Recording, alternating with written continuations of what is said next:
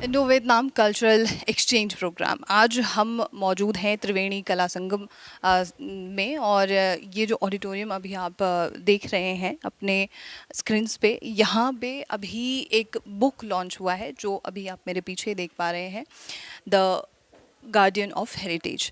और इस बुक में वियतनाम और साथ ही इंडिया के जो कल्चर्स हैं उन्हें एक्सचेंज करने की कोशिश की गई है। और इस बुक के ऑथर जो हैं वो डॉक्टर विश्वरूप रॉय चौधरी हैं, और इसी बुक का लॉन्च अभी हालिया ही 8 तारीख को हुआ था। और आज इस बुक के जो रोल मॉडल हम कह सकते हैं, या जिन व्यक्ति का आप चित्र देख रहे हैं, जो बाउक्वे, वो यहाँ पर मौजूद थे। और साथ ही कई और मंत्री, कई ऐसे माननीय जो मंत्रीगण हैं वो सभी यहाँ पर मौजूद थे। और इस किताब को लेकर, या फिर ये कहें कि इस कल्चरल एक्सचेंज को लेकर उनका क्या कहना था, इस पर हम बात करेंगे। अक्सर आपने देखा होगा कि विश्वरूप रॉय चौधरी जो हैं वो ज़्यादातर हेल्थ की बात करते हैं या हेल्थ से रिलेटेड किताबें लिखते हैं, लेकिन आज ये कुछ नया और कुछ अलग जो है लेके आया गया है। तो उसमें क्या ख़ास है, यही देखना आज है। और चलिए, आपको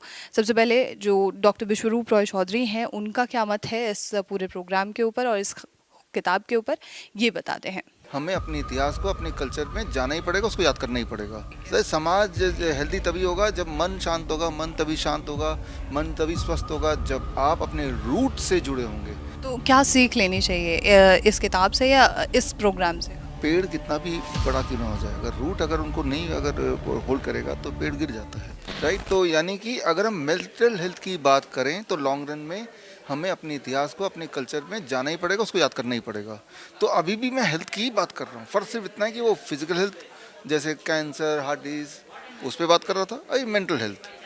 समाज हेल्दी तभी होगा जब मन शांत होगा, मन तभी शांत होगा, मन तभी स्वस्थ होगा जब आप अपने रूट से जुड़े होंगे, जड़ से जुड़े होंगे।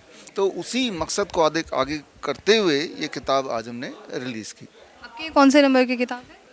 देखिए, अगर देखिए वैसे तो ये देखा जाए तो guardian heritage we can not call truly a health book, right. Health book मेरी 35 है, और बाकी हेल्थ के अलावा जो बुक्स हैं इस तरह की या मेमोरी पे और भी, तो 50 से ऊपर होंगी। 50 से ऊपर? तो कहीं आपका नाम भी हम लिखवा दें इंडिया बुक ऑफ रिकॉर्ड्स में, कम समय में सबसे ज़्यादा किताबें लिखने वाली शख्सियत डॉक्टर विश्वरूप रॉय? हाँ, हर 2-3 महीने में एक किताब आती है, ये स्पीड आपने देखी है। लेकिन मुझसे फास्ट लिखने वाले ज़रूर होंगे।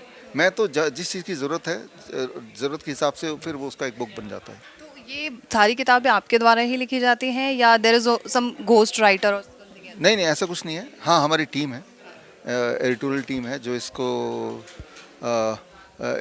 एडिट करती है या प्रूफ रीड करती है या फॉर्मेट करती है या डिज़ाइन करती है या R&D करती है। पूरी एक टीम है। मैं तो टीम को लीड करता हूँ एज ए ऑथर, राइट। एक ऑथर अकेला नहीं लिख सकता जबकि उसके साथ ये पूरी टीम ना हो। आपने एक ही शख्सियत को चुना है, वियतनाम में और भी बड़ी बड़ी शख्सियत होगी, जो बाओ क्वे, तो यही क्यों? ये क्योंकि ये एक इकलौते इंसान है जो वियतनाम के कल्चर को प्रिजर्व करने के अलावा भारत के कल्चर को भी प्रिजर्व करने के लिए मुहिम इन्होंने छेड़ी हुई है। और भारत के जो आर्टिस्ट है उसको, उनको वियतनाम में प्रमोट करने का काम करते हैं। वियतनाम के आर्टिस्ट को भारत लेके आते, जैसे अभी लाए थे। तो ऐसे इकलौता मुझे लगता है भारत और वियतनाम में मिला के ऐसा इकलौता एक इंसान मुझे मिला। तो क्या सीख लेनी चाहिए इस किताब से या इस प्रोग्राम से? सीख ये लेनी चाहिए कि हमारा जो समाज आज बना हुआ है, ये समाज एक दिन में नहीं बना, हज़ारों साल से इवॉल्व्ड एंड आज हम यहाँ पहुँचे हैं।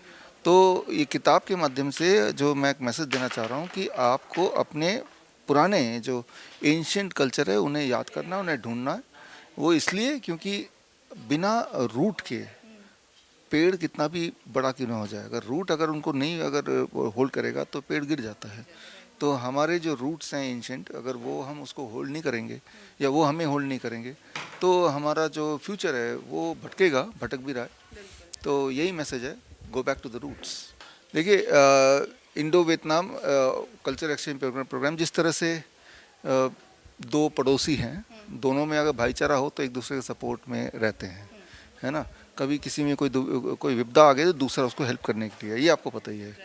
ठीक उसी तरह से दो देश हैं, पड़ोसी देश हैं, बहुत ज़्यादा दूर है नहीं यहाँ से, 4.5 घंटे का रास्ता है। आप जाके देखें वियतनाम में बहुत सारे भारतीय बसे हुए हैं, यहाँ बहुत सारे वियतनामी बसे हुए हैं।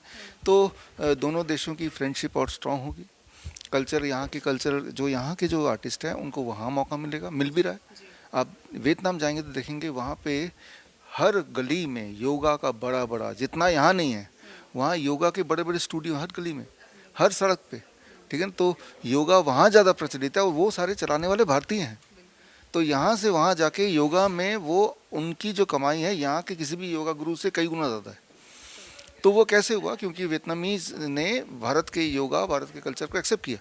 सिमिलरली यहाँ के कई सारे आर्टिस्ट आज भी आए थे जो वहाँ बड़े फेमस हैं। तो ये भारत को फ़ायदा मिलेगा कि यहाँ के जो लोग हैं उनको वहाँ मौका मिलेगा और सेम वहाँ के लोगों को यहाँ मौका मिलेगा। इंटरनेशनल रिलेशंस अच्छे होंगे। ठीक है, थैंक यू सो मच।